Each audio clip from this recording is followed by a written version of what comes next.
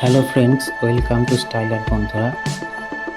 আমি পার্ট ওয়ানে sketch video দেখিয়েছিলাম মহাবীরের যে সিনারি ড্রয়িংটা তার।